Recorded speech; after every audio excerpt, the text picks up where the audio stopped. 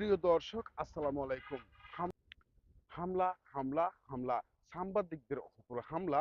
আজকে এটি নতুন বিষয় নয়। এই বিষয়টি দীর্ঘদিন থেকে একটি কালচারে পরিণত হয়েছে। চলুন, এই হামলার পিছনে মূল দায় কারা? এই হামলা যখন হয়ে থাকে, কোনো পক্ষ যখন হামলা করে থাকে সাংবাদিকদের ওপর, তখন সাংবাদিকদের একটি অংশ এটির প্রতিবাদ করে, আর অন্য বিশাল একটি অংশ তো কারো না কারো পা চাটার জন্য ব্যস্ত থাকে। বেশিরভাগ এই কাজটি হয়ে থাকে যখন কোনো সরকার ক্ষমতায় থাকে, তার দলের কোনো ব্যক্তি বা প্রশাসন যখন সাংবাদিকদের উপর হামলা করে থাকে, তখন তারা একটি অংশ, অল্প সংখ্যার কিছু সাংবাদিক কথা বললেও অন্য বিশাল বড় একটি অংশ তারা সরকারের পাছাটার জন্য ব্যস্ত থাকে। বিষয়টি এখানে শেষ নয়। সাংবাদিকদের ওপর তাদের চ্যানেল বন্ধ করে দেওয়া, তাদের তাদের চ্যানেল বন্ধ করে দেওয়া, তাদের উপর নজরদারি করা, তাদের উপর বিভিন্ন রকমের চাপ সৃষ্টি করা, এটি কিন্তু সরকার দলীয় পক্ষ থেকে কিন্তু হয়ে থাকে। অংশ, ছোট অংশ যখন কথা বলে বা প্রতিবাদ করে, তখন একটি বিশাল বড় অংশ কিন্তু সরকারের পাঁচাটার জন্য বা প্রশাসনের পাঁচাটার জন্য ব্যস্ত থাকে। এটার কারণে, এটার ফলে বেশি সবসময় কিন্তু মায়ের খেতে থাকে। এটি এক সময় দেখা যায় বিভিন্ন দলে বিভক্ত হয়ে থাকায় বিভিন্ন দলের দিকদের উপর হামলা করে থাকে। এই কাজটি এই কাজ থেকে বিরত থাকতে হলে, মায়ের খাওয়া থেকে বিরত থাকতে হলে আমাদেরকে করণীয় কি? এই মায়ের থেকে বিরত থাকতে হলে সাংবাদিকদেরকে ঐক্যবদ্ধ থাকা, কোনো দলের পা না চাটা, কোনো দলের পক্ষ হয়ে কাজ না করা। ধরুন এক্সাম্পল, আজকে এই বর্তমান যুগে একটি বড় অংশ মিডিয়া কিন্তু সরকারের পাঁচাটা গোলামে পরিণত হয়েছে। এর আগে 17 বছর বিশাল অঙ্কের একটি সাংবাদিক মহল বা মিডিয়া, তারা কিন্তু সরকারের পাঁচাটাতে পরিণত হয়েছিল। লক্ষ্য করুন, 2013 সালে হেফাজতে ইসলামের উপর হামলা হয় যখন, তখন দেশ তখন দিগন্ত টেলিভিশন, ইসলামী ইসলামী এরকম পাঁচ ছয়টা টেলিভিশনকে বন্ধ করে দেওয়া হয়। তখন কোনো সাংবাদিক, কোনো মিডিয়া কথা বলেননি। তুহিনকে হত্যা করা হয়, বেলায় দিবালোকে প্রকাশ্যে জনসম্মুখে তাকে হত্যা করা হয়। কোনো সাংবাদিক কথা বলেননি। সাগরানীকে রাতের আধারে তার বাড়িতে ঢুকে তাকে হত্যা করা হয়।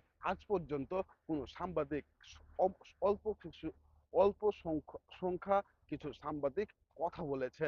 বড় ধরনের যে মিডিয়ারা রয়েছে, বড় ধরনের যে সাংবাদিকরা রয়েছে, তারা এখন পর্যন্ত কোনো কথা বলেননি। তাহলে এভাবে যদি চলতে থাকে, তাহলে সাংবাদিকদের অবস্থা কোথায় রয়েছে? তা প্রশ্ন আপনার কাছে। আজকে আমরা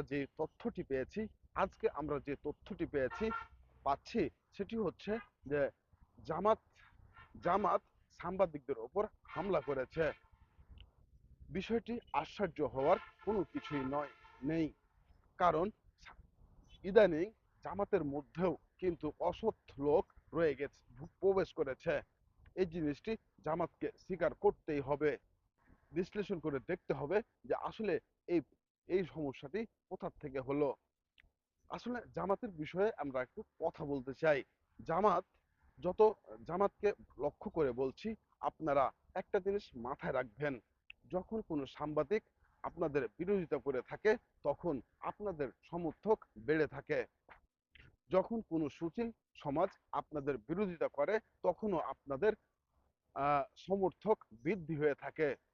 যখন কোনো রাজনৈতিক দল আপনাদের বিরোধিতা করে থাকে, তখনও আপনাদের সমর্থক বাড়তে থাকে।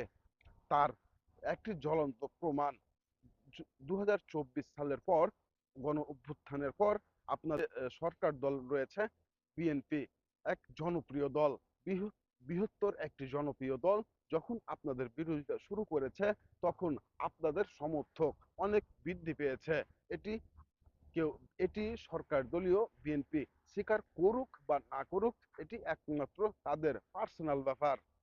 কিন্তু জনসমর্থন আপনাদের অনেক বৃদ্ধি হয়েছে, এটি না বলার কিছুই নেই। তাহলে আপনারা এরকম সিদ্ধান্ত কেন নিচ্ছেন?